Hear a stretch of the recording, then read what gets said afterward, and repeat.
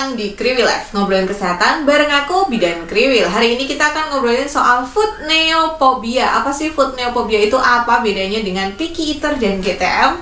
Nah, kalau GTM, ibu-ibu itu biasanya kondisi dimana anak itu tiba-tiba nggak mau makan. Ini sebabnya banyak sih, bisa karena dia bete, bisa karena dia bosan, bisa karena dia memang tidak nafsu makan.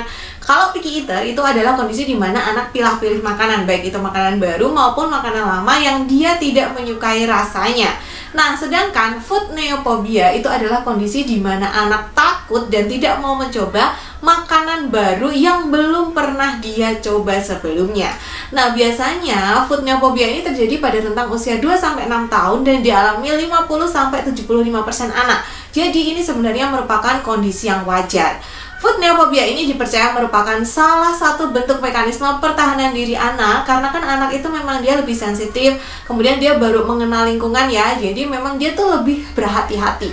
Sebenarnya nggak cuma sama makanan sih, biasanya sama orang baru pun anak tidak akan mudah mau ikut gitu. Nanti kalau mudah diikut nanti diculik bu gitu. Jadi memang ini adalah salah satu bentuk pertahanan anak.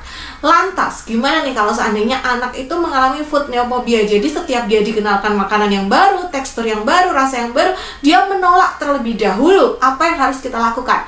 Nah, aku akan bahas apa saja yang perlu kita lakukan, tapi ibu-ibu tidak perlu khawatir ya. Karena sebenarnya food neophobia ini nanti akan hilang seiring anak itu sudah tumbuh dewasa. Walaupun memang ada beberapa yang masih fobia terhadap makanan tertentu meski dia sudah dewasa. Jadi ada orang yang memang gak mau makan pisang karena benyek, gak mau makan durian, gak mau makan nasi. Itu memang ada, tapi rata-rata food neophobia ini akan hilang sendiri setelah anak beranjak dewasa. Nah, lantas apa saja yang perlu dilakukan? Yang pertama adalah jangan memaksa anak. Yang namanya fobia atau takut ya, samalah ibu-ibu juga pasti punya ketakutan terhadap hal-hal tertentu. Tentunya kita nggak mau dipaksa kalau misalnya kita takut sama hal tersebut. Maka pendekatannya pun harus dengan penuh kasih. Jangan dipaksa, misalnya dijejel-jejelin ke mulut anak, atau kita mengancam, kamu kalau nggak mau makan nanti mama nggak mau ngelonin kamu loh. Atau misalnya kita melakukan penipuan, jadi dipaksa misalnya rasanya sebenarnya asam, terus kita bilang oh ini manis kok, manis kayak permen. Nah, itu penipuan. Jangan suka menipu anak ya. Jadi yang poin yang pertama adalah jangan memaksa. Usahakan proses memberi makan ini memang berjalan dengan penuh kasih sayang dan menyenangkan. Yang selanjutnya adalah dengan memberikan contoh. Memberikan contoh ini bisa dengan cara kita makan bersama dengan anak itu dalam satu meja makan, sehingga anak, oh papa sama mama makan nih, berarti aku juga mau makan. Atau misalnya sebelum kita memberikan ke anak, kita juga makan dalam mangkok yang sama.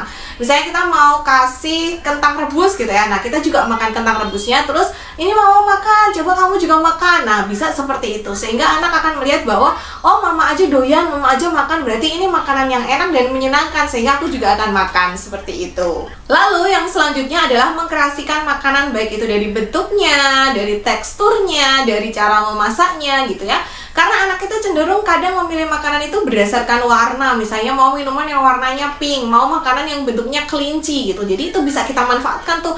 Misalnya kita bikin bento-bentoan gitu. Atau misalnya anaknya nggak suka tekstur yang lembut, kita bisa agak tingkatin teksturnya. Atau bisa juga kalau misalnya anaknya misalnya nggak suka dimasak sup gitu. Nah, mungkin kita bisa dikukus seperti itu. Jadi silahkan dikreasikan makanannya sesuai dengan kesukaan anak, sehingga makanan itu tampak menarik. Jadi anaknya mau makan juga semangat gitu. Nah, yang terakhir, kalau misalnya food neophobianya ini sudah sangat berlebihan gitu, dan dia fobia terhadap makanan tertentu yang cukup krusial, misalnya dia fobia terhadap karbohidrat misalnya, dan tidak ada pengganti lain gitu. Nah, ibu-ibu bisa periksa ke dokter atau tenaga profesional supaya nanti digali ini penyebabnya apa dan apakah perlu terapi atau tidak gitu. Sekarang psikolog itu ada juga yang psikolog anak. Jadi kalau misalnya food neophobianya sudah sangat mengganggu gitu ya, sampai mengganggu asupan nutrisi, maka tentunya sebaiknya periksa ke dokter. Nah, ibu-ibu, itu tadi bahasan tentang food neophobia. Tidak perlu terlalu khawatir ya, karena ini nanti juga akan hilang seiring bertambahnya usia. Siapa yang anaknya pernah mengalami food neophobia bisa tuliskan ceritanya di kolom komentar. Terima kasih sudah menonton, sampai jumpa di video selanjutnya. Bye-bye.